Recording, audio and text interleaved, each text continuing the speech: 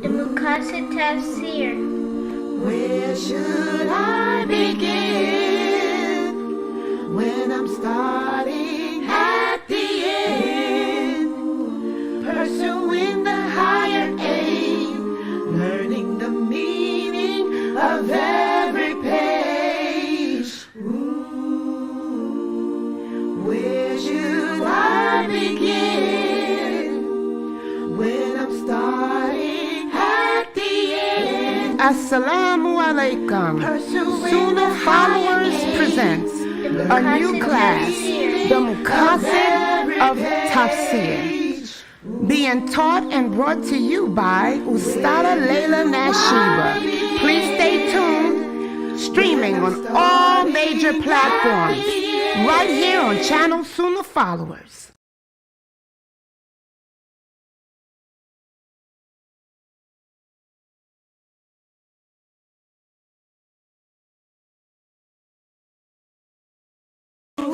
Sister Layla live, Sister Layla live weekly for the show at the hour. Ask Sister Layla live, Sister Layla. Invite your friends and family, get cozy. Ask Sister Layla.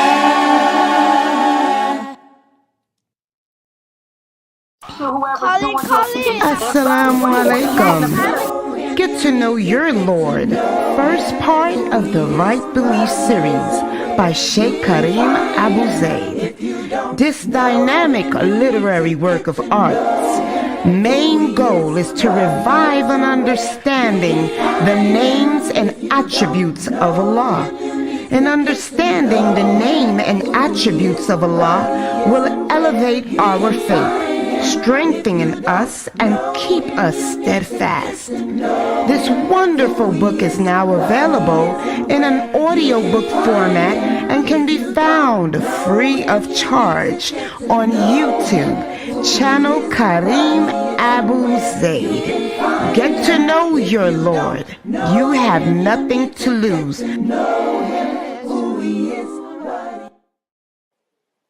You will make it through. The fitra is awake in you. With Quran and Sunnah by your side, here's a place where it will thrive. You will make it through. You will make it through. The fitra is awake in you. With Quran and Sunnah on his side, here's a place where it will thrive. You will make it through. With Quran and Sunnah on his side, here's a place where it will thrive. You will make it through.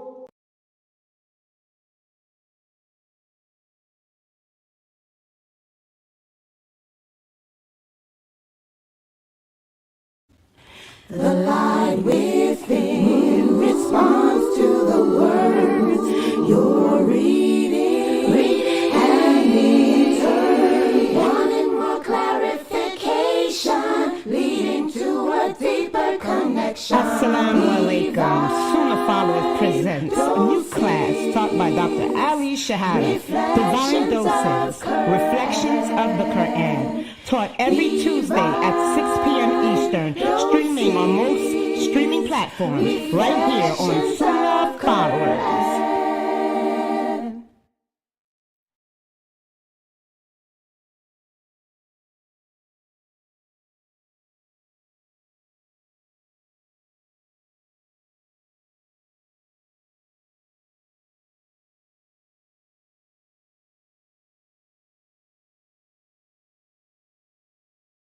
Okay, can you guys hear me? I'm sorry. Have some technical issues going on I need to fix. Oh, subhanAllah. Can you guys hear me on YouTube? Let me know. Yeah, I can. Okay, good. So I don't have that sound problem, alhamdulillah. Okay, guys. Inna alhamdulillah wa salat wa salam ala wa rasulullah. I'd like to welcome everybody to our first class for tonight. And this is our Aqidah class. This is the class whereas we are studying from the book entitled Diluting Wala wal Bara Diluting wal bara. For those of you who have not yet purchased this book, please go to Amazon.com. There's a picture. That's how the book looks. Get the red peel, not the blue one. Although you should have the blue one, because the blue one was part 1 to this. The blue book discussed what wal bara entails. It went into detail discussing what our allegiance is to. And then this is the second of that, which goes into how to implement allegiance and disassociation in the society and the environments in which we live in. Everybody got that?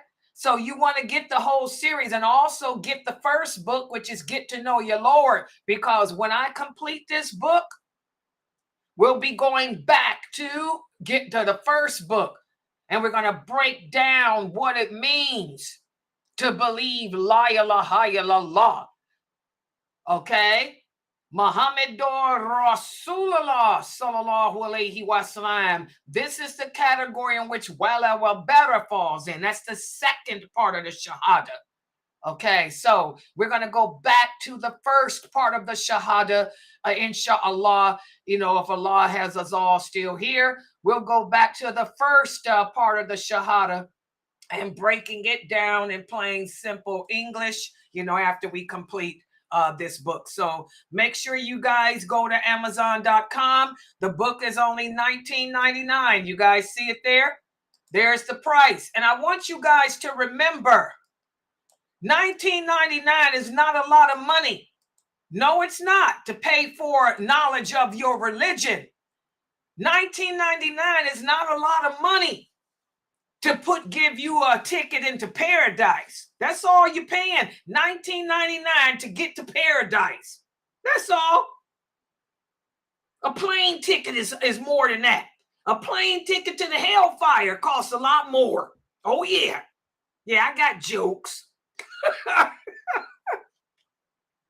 All right. So, and remember, the money that you guys pay to buy these books, they don't go in anyone's pocket. It goes to support SunnahfollowersShop, which is the online Islamic school that is international. That's from grades kindergarten through 12th grade. Every Muslim living in America, you know, should have your kids enrolled in SunnahfollowersShop, and they're taking new applications now too. I did post it up on the Sunnah Followers group page. Make sure you guys go to the Facebook Sunnah Followers group page. I just put up an announcement. SunnahfollowersShop is accepting applications for their physical school in Oakland. So those of you who live in Oakland, California, and also the one in Virginia, I think it's Virginia. Yeah, they're accepting for their physical schools. But for those of you who want to homeschool your children, which I strongly encourage you, because that way your kids are learning in the safety and security of their home. Not only are they getting a secular education, but also what I'm teaching here, they will be taught there too. So you can enroll your kids online. I have a brother who's got 2 twins. I just told my brother, you better get them kids enrolled in kindergarten because they getting ready to go into kindergarten. I told my brother with his twins, SunnahfollowersShop, because he's going to homeschool his kids anyway. I said, rather than homeschool and putting that burden on your wife, you know, put it on SunnahfollowersShop. You got money. You ain't poor. You rich. Put them 2 little twins in SunnahfollowersShop. So not only will they get a good secular education, but they'll learn the deen. You know, so subhanAllah, guys, I highly recommend that. So buying these books is what keeps the tuition low. Okay? You want, and the money goes, you know, to keep the tuition low because it pays the teachers. I believe what Sheikh Kareem is probably doing, because that's what I would do. The money that he collects from his books is what they use to pay the teachers who teach. Okay, so please support SunnahfollowersShop by buying these books off of Amazon, because the books are what I'm using as part of the Sunnahfollowers curriculum now, and also his series on the Muqassidic. I know I can't pronounce it right. Tafsir, that's part of our curriculum too, because that class will be beginning in 2 weeks too here. So get his books. It'll help to keep the tuition low at SunnahfollowersShop. Those of you with children here in America, get your kids homeschooled with them. Grades kindergarten through 12th grade. Hello. You ain't got to worry about no child molestation. You don't have to worry about anybody bullying your children. You don't have to worry about racism, disparate treatment, teasing, mocking, because they're at home where it's safe and secure with you there to watch and monitor, and they're learning. All right. Okay, so pick up the book. And today what we're going to do, we spent yesterday speaking about the importance of implementing allegiance and disassociation when it comes to choosing what subjects we want to take. You know, for example,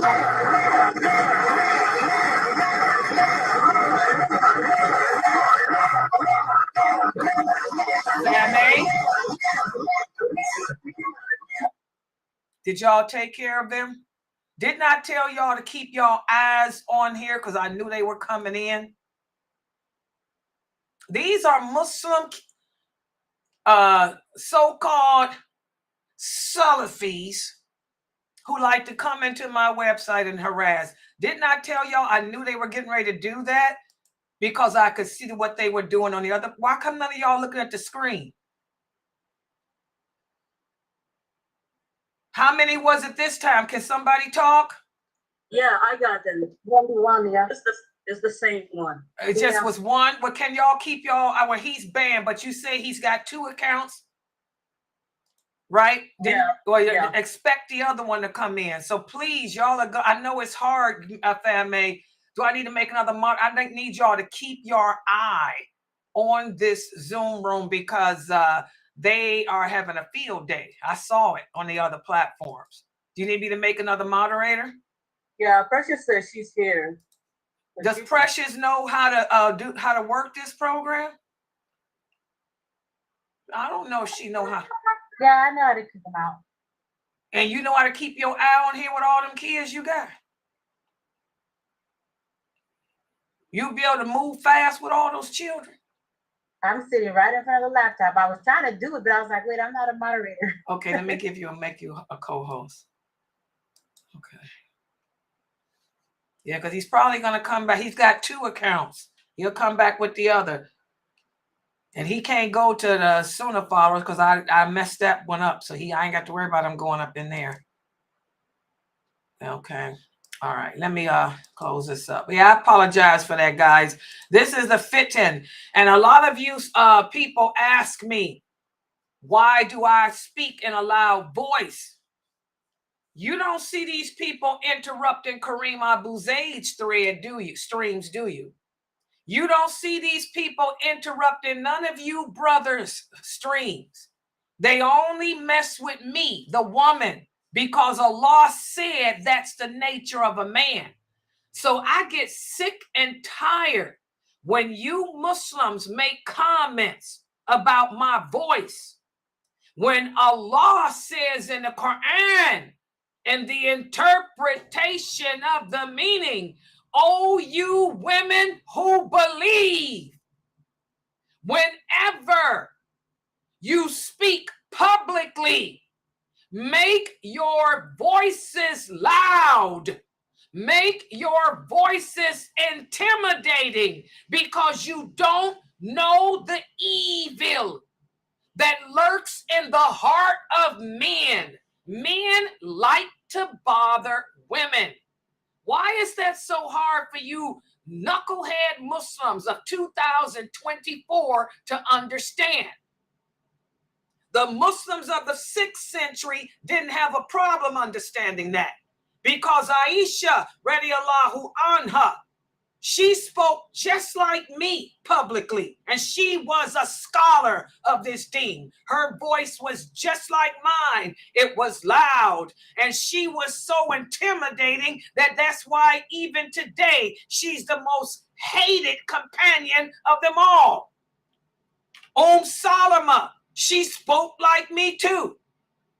All the female companions, but it makes me angry when I get you so-called knowledgeable men who always ask, why does that sister have a loud voice? It's because I obey my Lord, and Allah speaks the truth. These brothers don't harass you brothers because they're cowards. They're not going to go up in Kareem Abu Zaid's stream with music playing and cursing because they're a coward. They're not going to go up in Khalid Yassin's stream because they're a coward. They're not going to even go in Sheikh Atli's stream. They don't attack you brothers because these are cowards. They prey upon women like Allah says, especially a woman who's intelligent, a woman who's attractive on the eye, a woman who knows her deen. So that's why Allah commands us women for our protection. Whenever you go public outside your home, be loud, be intimidating to keep them away, because men are sick. Not all men, but a lot of men are sick, and their weakness is a woman. Men are weak to women. They behave with women in a way they would never behave with a man unless they're gay. So that's why when I see you Muslims posting comments about my voice, I shake my head, because number one, you don't know your religion. Y'all memorize the Quran. That verse y'all don't memorize. You don't know the hadiths where the Prophet told the women, speak up,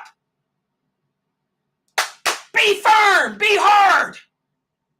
I'm not like you. A woman is not like a man. I'm not like Kareem. I can't get up in here and be soft. If I was soft, I'd have a bunch of men in here trying to pick me up and all. I got women. I got a Zoom room. Let me show y'all. I got a Zoom room filled with young women. Look, I got about 40, 50 women in here. If I was soft like Kareem or gentle or Americanized or whatever y'all want to call it, I'd have a bunch of men sitting up in here trying to pick up all these young girls who come here to learn. So I have to obey my Lord. I have to be intimidating to keep them out. Allah knows his creation. So don't send me no emails, and don't put no more comments about my voice. If you can't figure out that I'm obeying my Lord, if you can't figure out that the way I speak is how every Muslim woman is supposed to speak publicly, then you got a problem with your Aqidah. You men understand that? You got a problem with your Aqidah.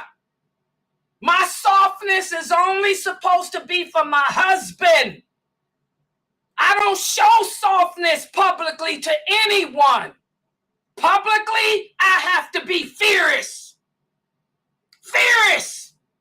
You brothers don't understand that? You want your women to cover their faces. You tell them cover their face, but you tell them to go outside and show their sweetness to every man? Are you crazy? That ain't a law. That ain't what Allah said. None of it. So don't leave me no more comments about my voice. You don't like my voice, then you got a problem, because you ain't supposed to be here to get off on my voice. You're supposed to be here to learn. My voice, the softness, you will never hear it, because you ain't my man. You understand? That's only for my man. And that's what my Lord said. Aisha wasn't soft and sweet publicly. None of the female companions were soft and sweet publicly. That was only for their man. Don't get it twisted. You sick people. You men are weak. You men are weak. So weak that you call yourselves men of knowledge, and you want to get off on women's soft voices. Well, you ain't getting off on lailanasheebas. Y'all got that? And I'm not angry. I'm making a point. You won't get off on my voice ever. That's for my man. I got a website to run. I got a bunch of women to protect here from the filth that lurks in the heart of men. Get sick of that. All right, so y'all strapped up in here, moderators. I want all eyes on this Zoom room. Don't take your eyes off of it, because I don't want them little punks coming back up in here. And yeah, I'm a warrior. I'm from old school. I'm from the same school as Aisha, radiallahu anha, and Salama. I'm old school warrior. You understand? I ain't no weak, Americanized, westernized, kafir wannabe woman. This is the real Muslim woman here you're dealing with. And I will jihad. You understand, brothers?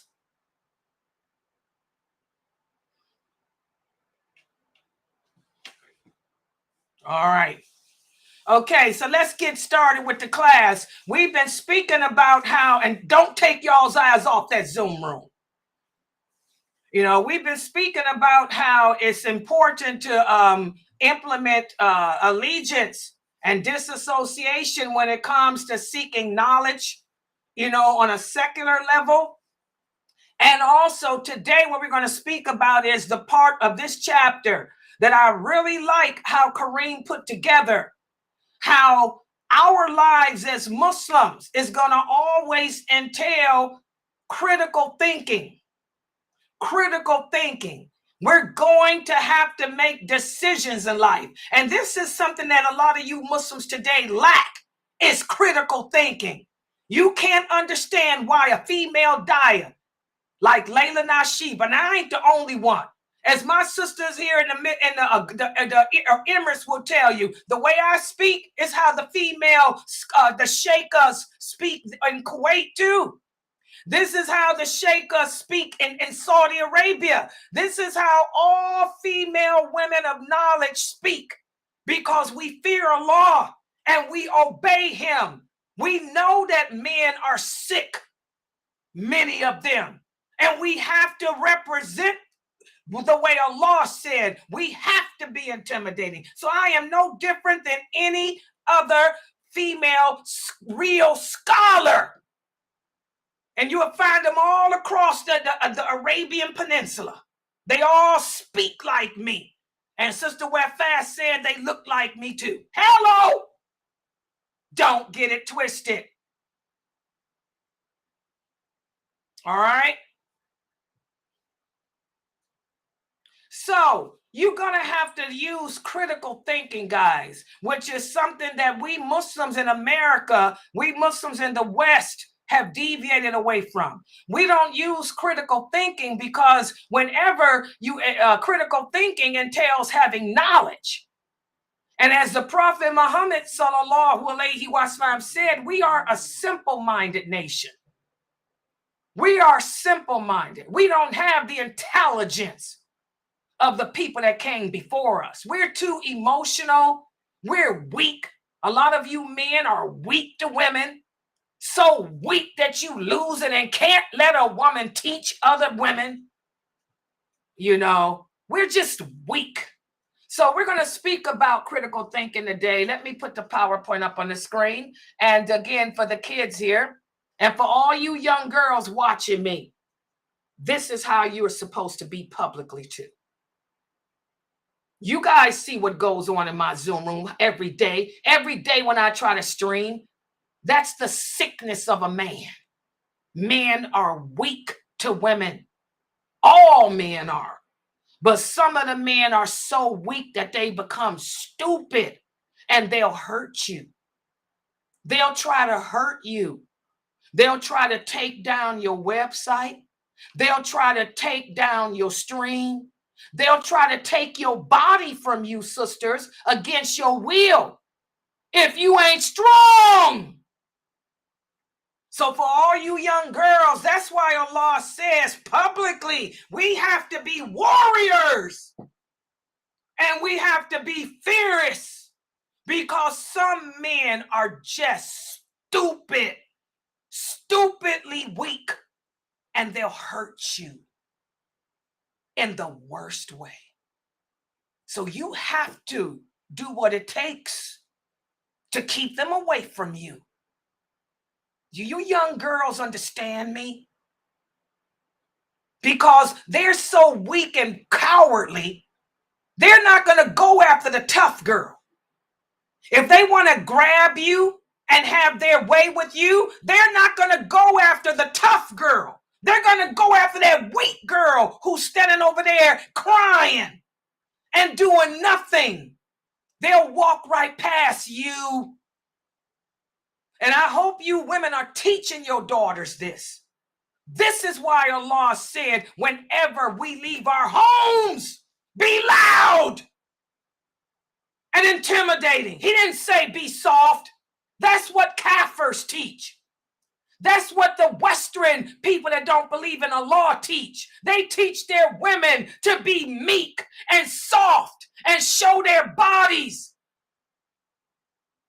show off their beauty, and just appeal to me with your voice. That is not Islam.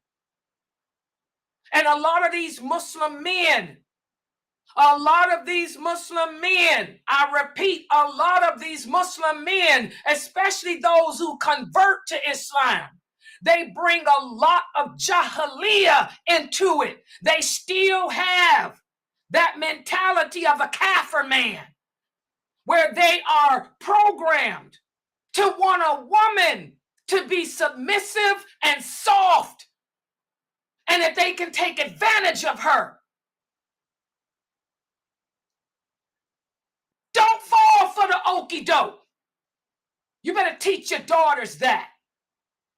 Your softness, your sweetness is only for your husband. If you don't have a husband, you save it for him. And if anybody put their hands on you and try to take your sweetness from you, you try to send him to the graveyard as best you can. You go down fighting. As Hakam, may Allah be pleased with her, told the Romans, you can have your way with a corpse, but you ain't having your way with me. And you go out fighting. Do you girls understand that? This is what you women need to teach your daughters. Stop talking about my voice. This is how it's supposed to be. Any man that come at me, he gonna lose. He'll have a corpse. You better stop raising westernized Nicki Minaj girls, and y'all better try to raise women like Hakam, like Aisha, radiallahu anha, like Maymuna. Maymuna was a warrior. She walked around with a sword. She was very intimidating. So you women better stop getting it twisted. Teach your daughter the laws of Islam. They ain't got to cover their face. That ain't part of us. That ain't even part of the Arabic women's dress code ever. But what they do have to do is cover their body and make sure that they are loud and intimidating publicly. And they don't show that soft side nor that sweet side with no man publicly, because men will hurt them if they can. That's the truth that you women need to teach your girls. All right. Okay, let's put the PowerPoint up.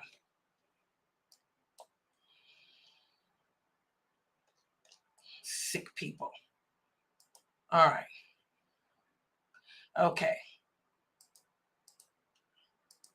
Yeah, okay, yeah, put it on the big screen. Can you see that? Okay, oh yeah. Don't worry, I'm getting ready to do it. She said she can't see it on the big screen yet. I didn't do it. Hold on. Yeah, I got the PowerPoint. Let me take this down. Some sick little kid. He ain't no kid. He's not a kid. This guy is a grown man who keeps coming in here harassing me every day. Every day. And he's Muslim. Every day. From the United Kingdom. Birmingham. You know, Birmingham, United Kingdom. You need to get a life, dude.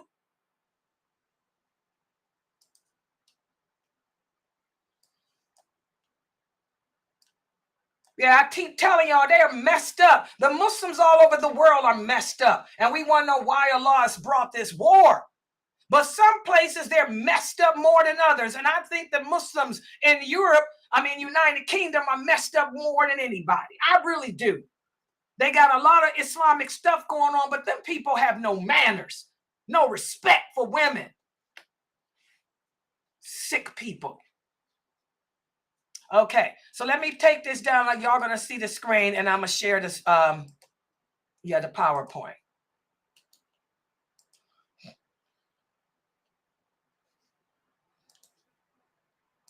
Okay, people in Zoom. Okay, inshallah here. Okay, and this is going to be a good topic today because it's something that needs to be talked about. And I'm going to talk about it. In this part of this chapter, pages 358 to 360. I like this because Sheikh Karim Abu Zaid goes into detail speaking about the importance of trying to develop critical thinking. And I'm sure that all of you have heard the Arabic term called Ijtihad. Ijtihad. Ijtihad. This is an Arabic word. The brother gave Ijtihad. I'm going to give you some Ijtihad. What does that Arabic word translate in English to mean? It means I'm making a decision. I'm making a decision. I'm going to utilize critical thinking to come about a good decision. And let's talk about it, because you guys need to learn this. Every Muslim needs to know what ijtihad is and how it's done, because we're going to find ourselves in situations where you're going to have to use it. So again, the world is filled with information. It's filled with different perspectives. So critical thinking is a necessity today. We are going to find ourselves in situations where we can't just fall on the lawful and the unlawful. We're going to have to use critical thinking to come to a decision. And when we do that critical thinking, the only way to come up to the correct decision is by using the principles of el-wala wal-bara. In other words, using the principles of allegiance and disassociation. We have to make sure that whatever we're addressing, whatever decision we're trying to come up with, does not contradict what is good and clean to Allah. We have to make sure that whatever decision we come up with does not involve us falling into the haram. So this is what we're going to speak about today. And I'm so glad that Sheikh Karim Abu Zaid put this in his book. We're going to go over strategies that can be used to develop you, to help you to develop as a critical thinker. And again, what is the word ijtihad? It translates in English to mean to strive or to make effort. It refers to striving, or I'm making a good effort to come to a legal decision. I'm basing my decision on what Allah says in the Quran. I'm basing my decision on what the Prophet Muhammad said, even though there's not any clear text on this. Y'all understand that? That's the key. Ijtihad. Ijtihad. This is done when there's not clear text on something. Nowadays, you find a lot of Muslim men on the internet claiming that ijtihad is needed when it really isn't. For example, the topic of masturbation. I have heard brothers say that this is something which there has no clear text, so I'm going to use ijtihad. When there is clear text, Allah has told us what's haram in regards to relations. And the Prophet Muhammad has told us the things that Allah has not mentioned are all lawful. I don't know what you got to say about that, but that's an example of how a lot of people use ijtihad on areas of the religion that's not needed. Okay, but for things in which have not been clearly defined, that's when it's to be used. I'm going to give you an example of how one of the companions use ijtihad. Let's take Ibn Abbas. May Allah be pleased with him. What we have every Ramadan is a big fitting. A big fitting. A lot of Muslims do not follow the sunnah of the Prophet sallallahu alaihi wasallam concerning the beginning and ending of Ramadan. The Prophet Muhammad sallallahu alaihi wasallam was clear. He said Ramadan begins with the sighting of the new moon. He said if any Muslim sees it from any part of the world, we accept their sighting as long as the person does not have dirty hands. This is clear. We have the hadith in Bukhari where the Prophet was fasting and some men arrived from Syria and they asked the Prophet why he was fasting because they had seen the moon 2 days ago. And the Prophet then commanded and ordered the companions to break their fast. And that's when he made this statement that if one person sees the moon, he's seen it for all of us. So that's clear. That's a clear verse. There's no ijtihad needed. Every Muslim on this planet should know the rule of beginning and ending Ramadan. But unfortunately, this is 2024. This is another reason why Allah has brought the war here to Gaza and all the rest of the world.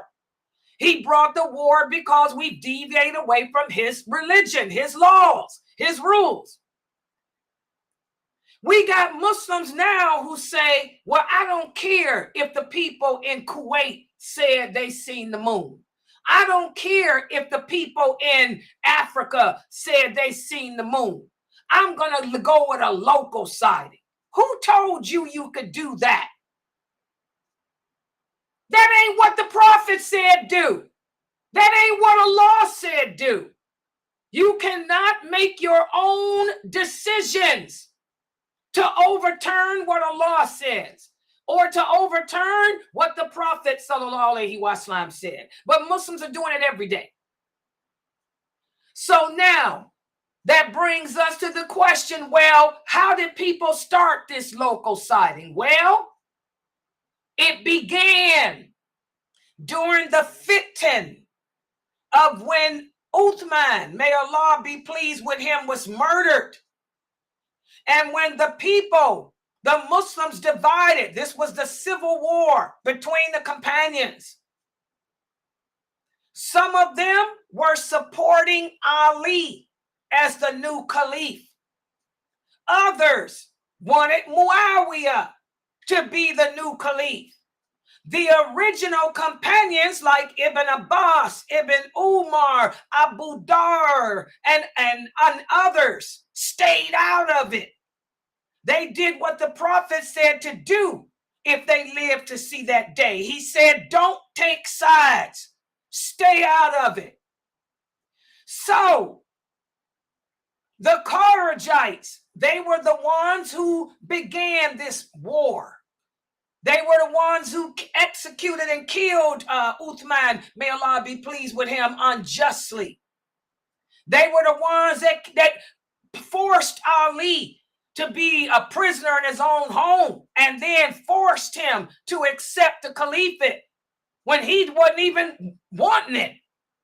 Okay?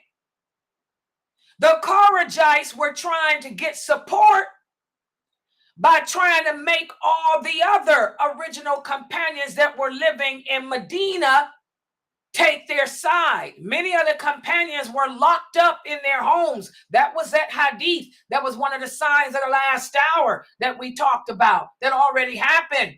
The people, the companions were made prisoners in their own homes in Medina. And the Kharijites were trying to get them to declare allegiance to Ali, when of course they supported Ali, and they would have, but they didn't want to get him to be a part of this battle of many companions being killed. So at the time, Ibn Abbas, may Allah be pleased with him, he was the governor. He was the governor of Medina. And he was the one that said, I'm not taking sides in this. I am not taking sides in this. Muawiyah had declared himself the caliph of Syria. Muawiyah sent a messenger to Ibn Abbas asking Ibn Abbas to support him as the caliph. Ibn Abbas said, I can't support Muawiyah.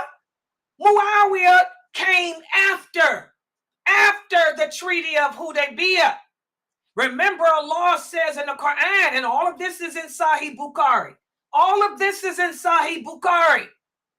Muawiyah said, Ibn Abbas said, Allah says in the Quran that those who became Muslim after the conquest of Mecca are not the same as those who were Muslim before. That's Surah Tawbah. So Ibn Abbas told the messenger, you go back and tell Muawiyah, I can't support him. I could never choose him over Ali because Ali was here before the conquest of Mecca. You came after. And it so happened, this was during the month of Ramadan. This was during the time of Ramadan. So when the messenger went back and gave that news to Muawiyah, the Muslims at that time were looking for the moon because it was Ramadan. Muawiyah sent another messenger. He said, go to the governor of Medina, who was Ibn Abbas, and tell him that I have seen the new moon, that Ramadan, it has begun, that we have spotted the moon here in Syria. So the messenger came to Ibn Abbas and he said, Muawiyah, he accepts the fact that you won't support him as the caliphate over the Muslims. And again, this is all in Bukhari. He said, but he tells me to let you know that he has seen the moon, that the moon has been seen. That's how smart Muawiyah was.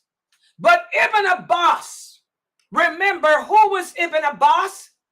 He was the one who the Prophet Muhammad sallallahu alayhi wasallam made dua for, asking Allah to give him a deep understanding of the Quran and a deep understanding of this religion.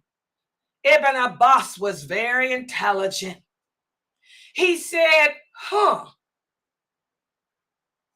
this put him in a situation where he had to utilize critical thinking.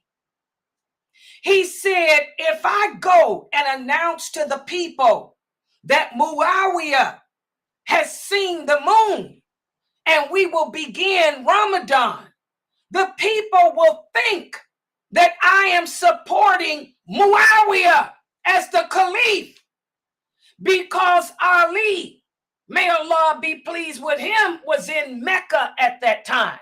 And Ali was looking for the moon. He had not announced anything yet. So that's what Ijtihad is. You find yourself in a situation where the text is clear. We all know that Ramadan begins with a sighting of the moon. The Prophet said anyone who sees the moon has seen it for all of us, and we all begin fasting. That's the law. That's the law of Allah that cannot be changed, that cannot be bent, that cannot be broken. But look at the situation the Muslims were in. Half the people were being forced to support Muawiyah as the caliph. The other half were being forced to support Ali. Like Ibn Abbas said, Muawiyah doesn't come up, is not of a higher status than Ali. Ali will be the fourth person to enter paradise after the Prophet Muhammad. So Ibn Abbas had to look at all the evidence, all the messages from the Prophet Muhammad about the status of Ali, the status of Muawiyah, the verses of the Quran. This is all in Sahih Bukhari. Allah is clear in the Quran. Those who became Muslim after the conquest of Mecca are not the same as those who were Muslim before. Also, the Prophet Muhammad had made the statement before he died, the fourth person who will enter paradise after me will be Ali. Ali is better. He's of a higher status. If I tell these people that I'm going with Muawiyah's sighting of the moon, the people will think that I am supporting him as the caliph over Ali when I am not. He said, so rather than find myself in this big fitting, I'm going to do something different. He said, I am going to look for a local sighting. This way, I am not overruling what Allah said. I am not contradicting what our prophet said. He said, I'm using ijtihad. I'm using critical thinking to protect my deen, to protect my relationship with Allah, and not be a part of this fitna that Shaitan has brought upon us companions. And that's when he said, we're looking for a local sighting. And that was a one-time thing. When Ibn Abbas made that decision, other companions came to him and they said, "Oh, Ibn Abbas, is this contradicting what our prophet said?" He said, "No." He said, "I'm doing this one time so that I don't fall into sin of disobeying what the prophet said." All of this is in Sahih Bukhari. But you guys don't know the hadiths. You guys don't know the history. The hadiths don't go one and that's a 10. It's not written all at once. The hadiths, one part here, another part here, another part here. You don't have the ability to put it all together because you never were taught it. You didn't study it from the scholars of hadith like I have. Subhanallah. So that was a one-time thing. Nowhere does Allah say, look for a local sighting. Nowhere did the prophet say it. And Ibn Abbas did not violate it. He used ijtihad just that one time so that he wouldn't have the people thinking that he was supporting Muawiyah over Ali. When Allah says no one after the conquest of Mecca could ever be over them. You guys understand? So, ijtihad, it's about striving to understand Allah's message, to not violate it. But you are placed in some type of situation where you're gonna have to do something different without violating. Does everybody understand? That's ijtihad. We don't use it for all things. It's only used in certain situations where you have no choice or if something is not clearly addressed. But again, in order to become a critical thinker, in order to issue fatwa, this is what fatwas are. Fatwa is an Islamic term that means legal verdicts. What Ibn Abbas, may Allah be pleased with him, did was he issued a legal verdict for that one time. For this one time, we're going to go with a local sighting. In order to issue a fatwa, you have to be a critical thinker. In order to be a critical thinker, you have to know your religion. You have to know the laws of Sharia. You have to know the lawful and the unlawful. You have to know the history of Islam. You have to know the hadiths and their meanings. This is why the scholars tell you you ain't qualified to answer questions about Islam. You have to be qualified. Most people on the internet today are not qualified to answer questions about Islam because number one, they don't know the hadiths. If they don't know the hadiths, that means they don't understand the Quran. Number two, it means they don't know the history like I just gave you. They don't know the history of the local sighting. I do. You have to know the history. You have to know why, who, what, where, when, why. And then you have to weigh it. Weigh your decision against what Allah says, what the Prophet said, and what's best for this ummah, like Ibn Abbas did. Does everybody understand? And one of the ways to do this too, this is why as a teacher, I am always pushing my students to be able to answer questions well. In order to develop critical thinking, you have to be able to explain yourself, guys. You have to be able to express yourself. That's why I'm always telling y'all got to be better at answering these questions I give you. If you can't express yourself, how can you issue an Islamic verdict? If you can't express yourself, how can you do ijtihad? Subhanallah. So that's why as a teacher, I am always emphasizing for you to be able to express yourself well, to explain the answer, to examine the assumptions behind the statements. like Ibn Abbas did. He examined the assumptions. If he had said, Muawiyah has announced to us that he has seen the moon, the assumption would have been that Ibn Abbas, who was an eminent companion, supports Muawiyah over Ali, because Ali had just said he was looking for the moon. He didn't see the moon yet. He was looking for it. So if Ibn Abbas had made the announcement, that assumption, but that statement, they would have assumed that he was supporting Muawiyah, and the people would have turned against Ali. Ali would have been murdered in Mecca. He would have been murdered by those Kharijites. And I'm going to give you another example. You have to be able to examine the assumptions. Let's take, yesterday was the 4th of July. I had a lot of Muslims, brothers and sisters, text me, asking me, could they celebrate the 4th of July? The 4th of July has nothing to do with worshiping Allah.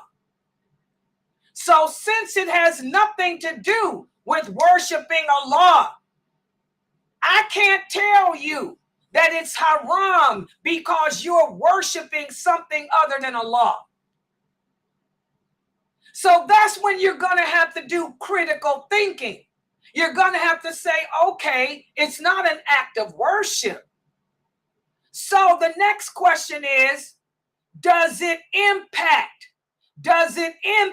my allegiance to Allah? If I were to celebrate the 4th of July, am I coming in between my allegiance to him? And what about my allegiance to the religion, Allah's religion? Well, Allah tells us in the Quran that as Muslims, we're brothers and sisters in faith, that we're not like the non-Muslims. Allah lets us know, and the Prophet Muhammad tells us in many hadiths that our allegiance should be to each other. The Prophet Muhammad sallallahu alaihi wasallam said, our celebrations are not like the Kafirs. The Kafir celebration entails party and drink and having fun. Our celebrations entail worshiping Allah. So if I celebrate the 4th of July, am I worshiping Allah? No. If I celebrate the 4th of July, am I praising Allah? Is this glorifying Allah? No. Well, what is the 4th of July? The 4th of July has to do with the pilgrims, the early settlers in America, who were Zionists. They were Masons.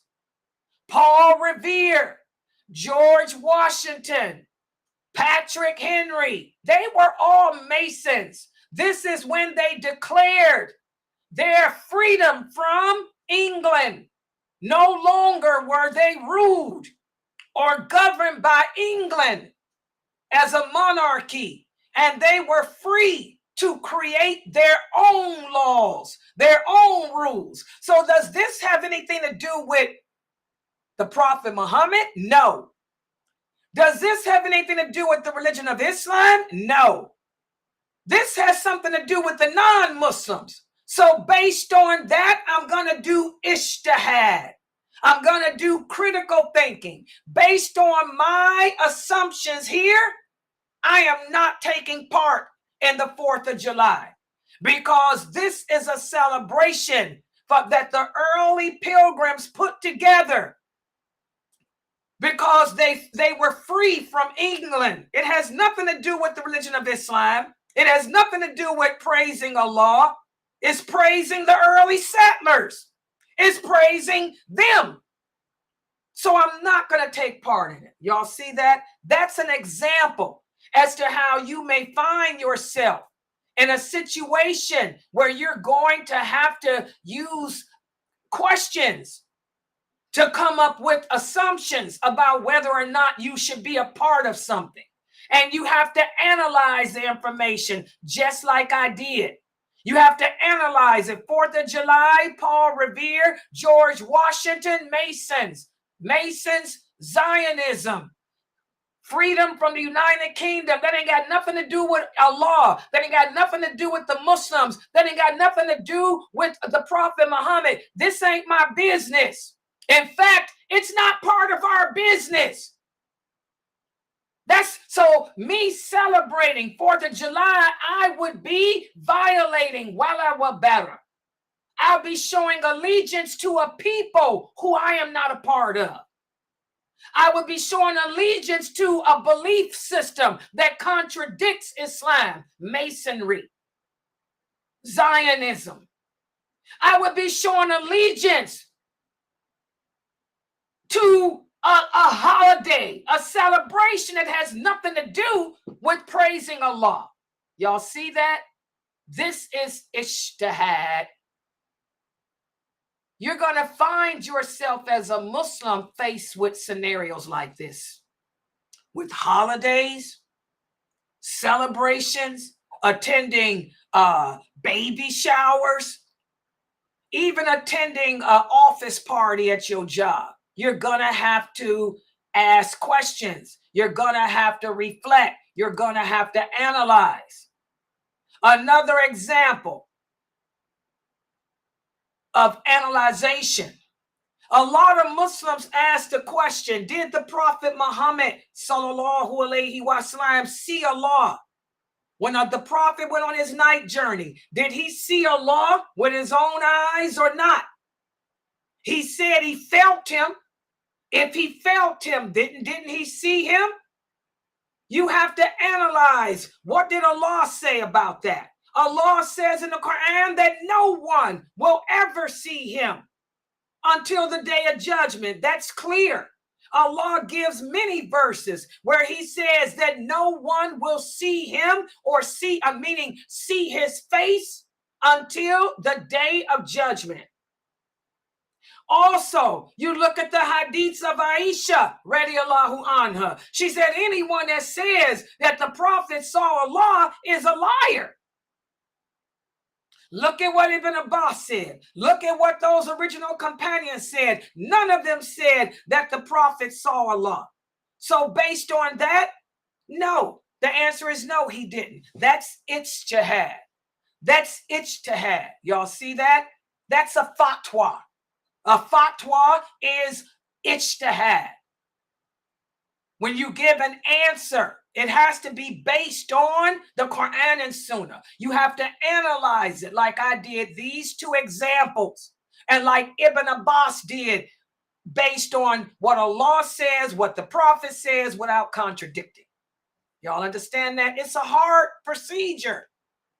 You have to know your religion. And also to use critical thinking, you have to reflect and self-assess too. Are you giving the answer that you want to hear?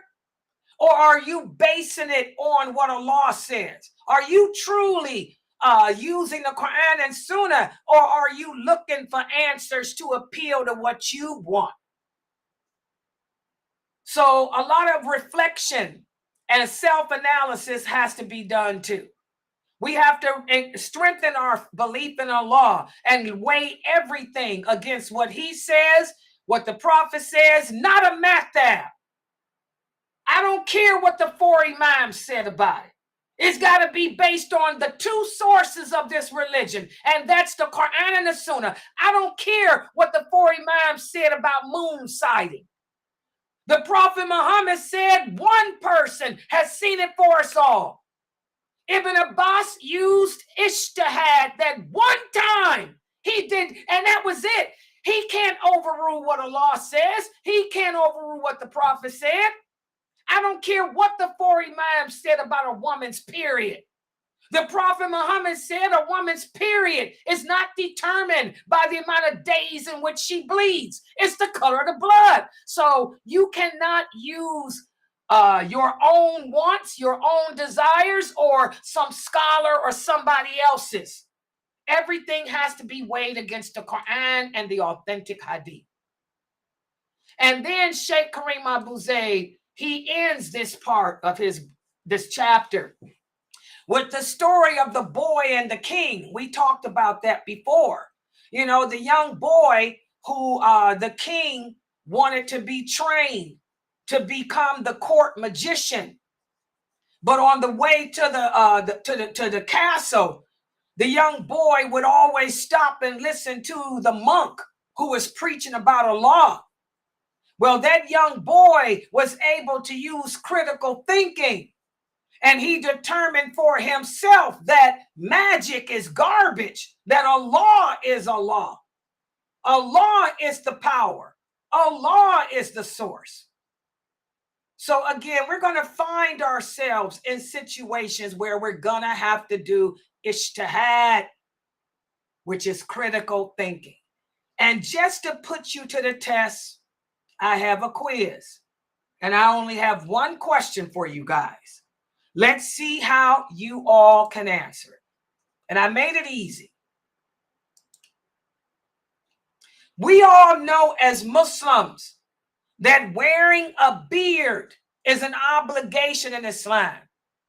As a Muslim man, it's an obligation for you to wear a beard. The Prophet Muhammad sallallahu alaihi wasallam said, trim the mustache, but do not cut or trim your beard. That's authentic. That's Sahih Bukhari. That's a clear verse. You brothers cannot shave or trim your beard, period, dot. But now, you are a medical doctor. Your job is to do surgery. Your job is to care for people who are sick. Your beard comes down to your throat. Your beard gets in the way of you performing your duties. You can't even put the stethoscope to your ears without your beard getting in the way. So your job demands that you trim it. They said, don't take your beard all the way off, but you got to cut your beard and you got to trim it so it doesn't get in the way of you performing your medical duties.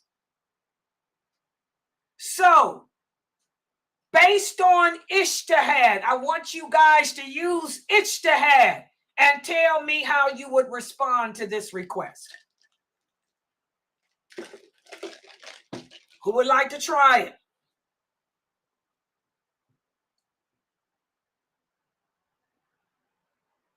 Don't be afraid. You're never going to learn unless you try.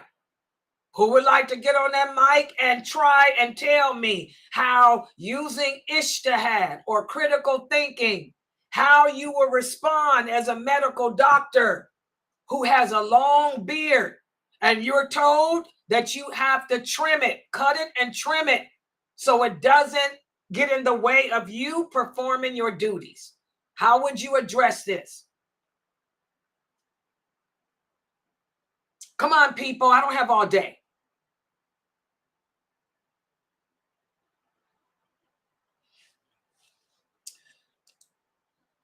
I said, you can trim it as your job told you, because this is a matter of life and death.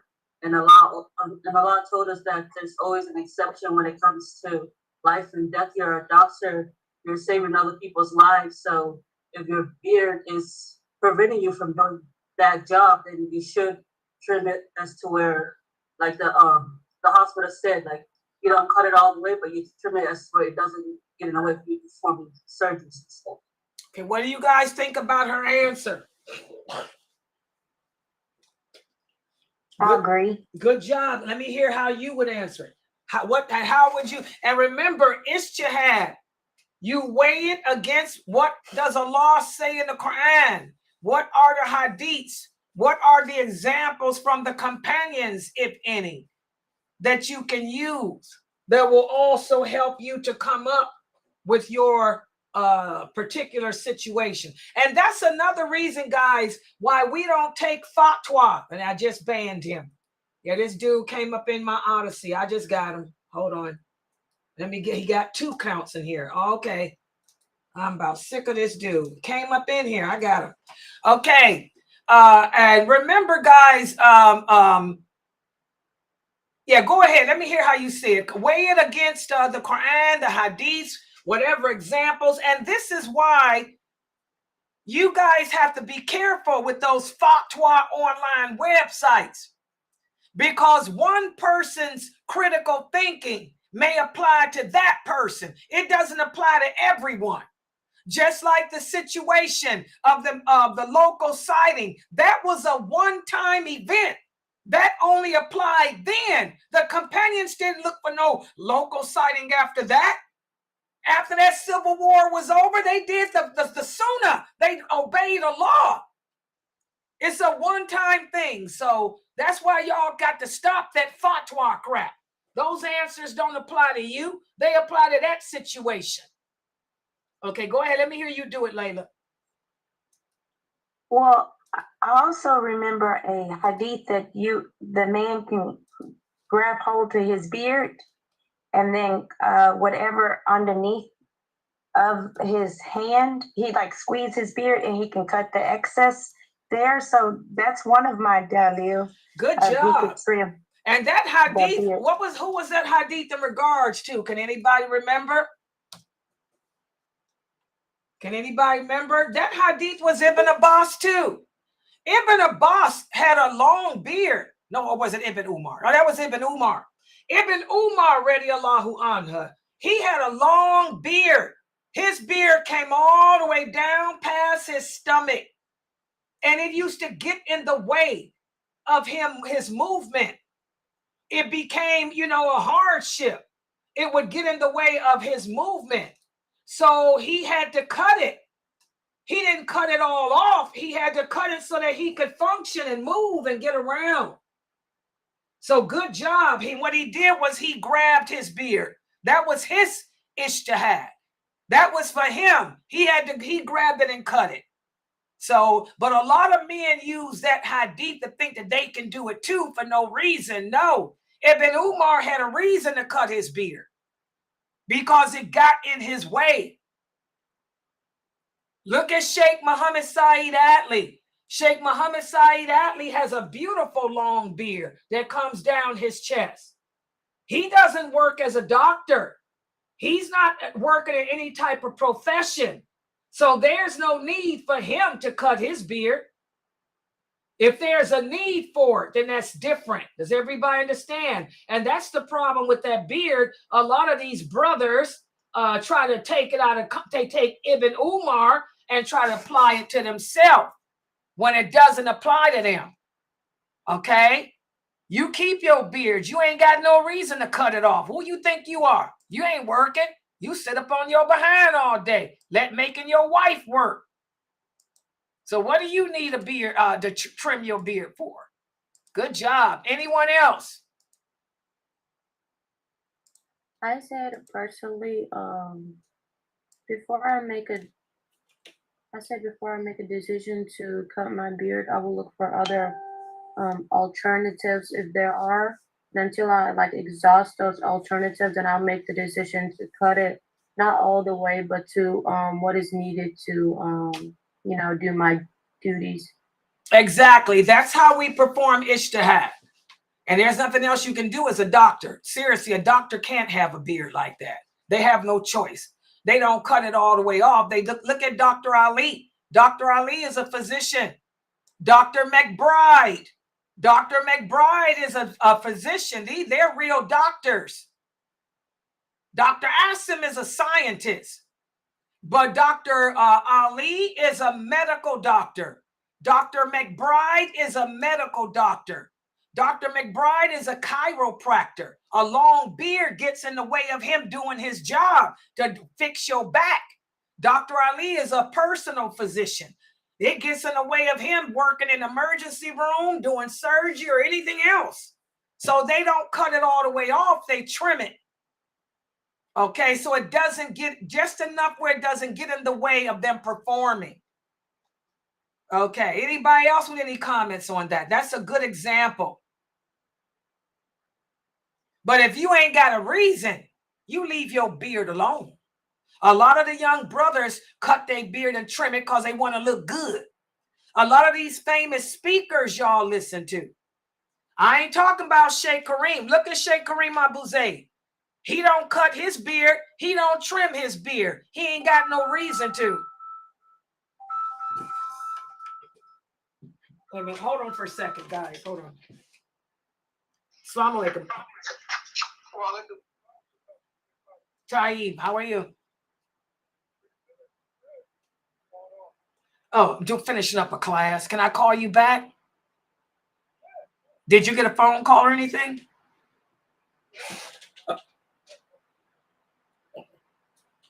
Okay.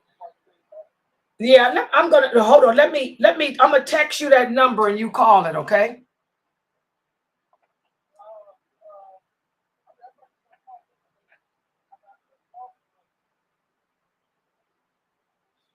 Well, let me call you right back. But let me finish my class. Okay. Okay. Assalamu alaikum. Okay, that's my brother. Family. Okay. Yes. You see, look at Sheikh Kareem Abu Zayd. He doesn't shave his beard. He doesn't trim his beard. He doesn't have a reason to. Why would he? He's not working as a doctor. So this is where a lot of brothers lose it. A lot of brothers are trimming their beard based on that hadith that Sister Layla gave, which does not apply to nobody. That's not from the Prophet Muhammad. The Prophet Muhammad didn't tell us to do that. There's no hadith. The Prophet Muhammad had a long beard too. He didn't shave his or trim his. That's Ibn Umar, whose beard was too long. It got in the way of his food, everything. So he just one day grabbed it and cut it so he could move around. That is not from our Prophet Muhammad. So you brothers have to think about that. When you use ijtihad, it has to be for a reason. Just like when Ibn Abbas did that local sighting, that was a one-time thing for a reason. It wasn't to replace the laws of Allah. And this is the problem we have today. A lot of brothers are issuing Islamic verdicts to replace the laws of Allah. For example, voting. Any Muslim on this planet that tells you it is lawful for you to vote for a non-Muslim to be a leader over you, y'all don't need to follow them. They are not scholars. They're pretenders. They're not even people who are educated about this deen. Because no one can issue a verdict to supersede what Allah says. Allah is clear in the Quran. He tells us that the non-Muslims will never have your interests at heart. The non-Muslims will never rule in your favor.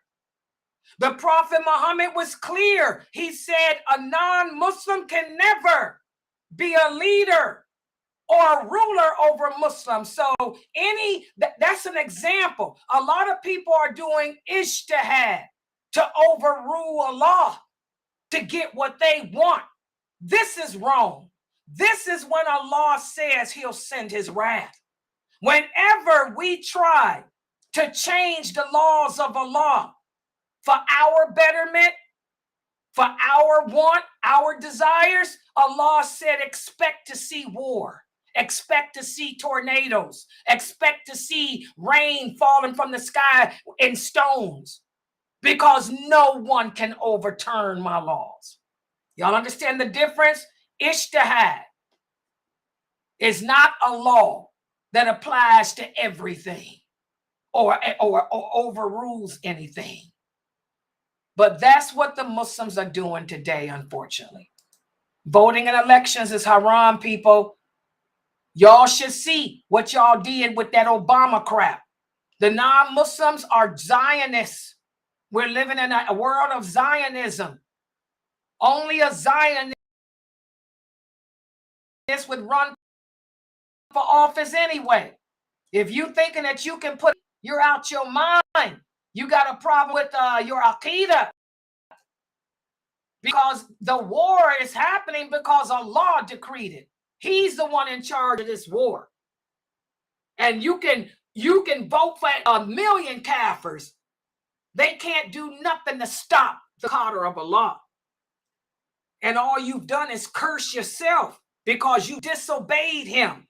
You disobeyed his messenger. And you are voting for kafirs to be your rulers. Okay. So any questions or comments? Yeah, Brother Shaheed, in your case, yes. If you have to trim it, do it. If it gets in the way, and by the way, that guy is nuking me. Y'all see the lag that's going on? That's that guy. Here he is. And he's on Norto. Are you on Twitch? He's on Twitch. Yeah, I got him. You got him? God, he's nuking the heck out of me. Y'all see the lag? I'm lagging like this. He's nuking me now. I am so sick of this. All right, guys. Any other questions or comments? Yes, Brother Shaheed, you trim it for now. Don't cut it all the way off, but trim it so it doesn't get in the way of you doing your job. You got a reason. These other brothers don't. Yeah, I got him off of Odyssey, and now he done went into Twitch. Okay, guys, I'm going to log out for right now. And inshallah, I'll be back, for the Q&A. Please make sure you guys are back here for the Q&A session. Subhanakallahumma wa bihamdika ashhadu an la ilaha illa anta astaghfiruka.